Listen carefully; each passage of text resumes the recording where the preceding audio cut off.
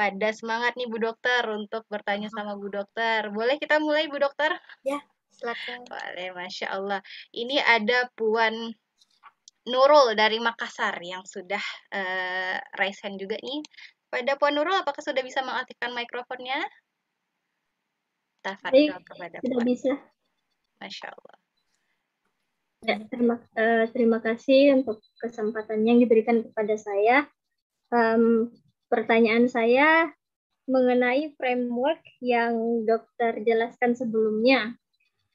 Karena saya juga ya meskipun Islam turunan tapi masih ini rada-rada bingung juga mulainya dari mana, karena jujur kalau buku-buku Islam sih ada, mulai dari buku lama, buku baru yang gitu kayak gitu-gitu ada. Cuman masih ibaratnya maps-nya gitu. Jadi mohon di-share framework-nya yang kayak gimana aja, apa aja gitu yang dari awal terus ya mekar-mekar ke bawah gitu. Iya. Kamar-kamarnya belum tersekat nih di dalam pikiran Puan Nurul nih. Iya, benar-benar. Masya Allah. Iya, ini lupa saya nggak siapin ini ya PowerPoint-nya karena tadi mikirnya ngobrol gitu. Ya, apa namanya? Jadi waktu itu yang pertama saya dikasih pesan gitu ya, kalau belajar apapun itu belajar mulai dari apa definisinya gitu ya, terminologinya gitu ya. Nanti ada sih penjelasannya.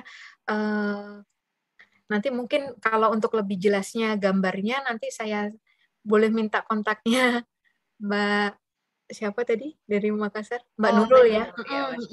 Nah kemudian juga kalau secara ini ya sekilas garis besarnya aja saya gambarin ya. Pokoknya waktu itu saya dikasih pesannya gitu ya, ngafal yang belajarnya dari situ dulu karena definisi itu akan menentukan seterusnya gitu kan, karena kayak adab ya. Adab itu saya dulu mikirnya adab tuh manner doang gitu ya, terkait dengan manner, ternyata adab tuh nggak sekedar manner gitu. Adab itu yaitu menempatkan segala sesuatu pada porsinya gitu ya. Itu jadinya disebut orang yang beradab gitu ya.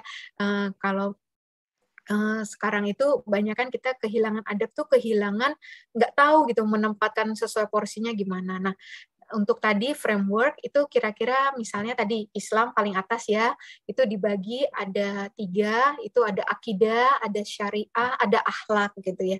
Nah kemudian dari tadi nanti kalau kita belajar tentang tauhid dan sebagainya itu bisa masuk di akidah, nanti kita belajar syaksiah Islam masuk di akhlak gitu ya. Nanti syariah kita bagi 2 tuh, ada ibadah, ada muamalah gitu. Kalau boleh dikasih cabang lagi gitu. Nah, ibadah muamalah. Nah, kita tahu muamalah itu kan tadi ya ada politik, ekonomi, sosial lagi cabangnya di bawahnya. Kira-kira gambaran gampangnya gitu Mbak Nurul. Nanti untuk lebih lanjutnya kita bisa WA-an mungkin atau gimana. Untuk penjelasannya ya gitu. Semoga bisa dipahami Mbak Nurul. Ya baik, terima kasih banyak atas tanggapannya Bu Dokter. Sama-sama Mbak Nurul, semoga menjawab. Amin. Ya, barangkali kalau misalnya dijelaskan lebih rinci itu bakal panjang kali lebar ya Bu Dokter ya, Masya Allah. Berarti ini gambaran kasarnya aja dulu mungkin Puan Nurul ya.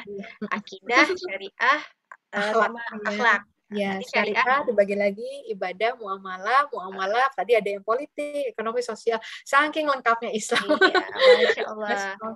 Karena kalau dibahas semua, udah bahas Islam secara keseluruhan gitu ya, Dokter ya. Saya itu berbulan-bulan diajarin itu.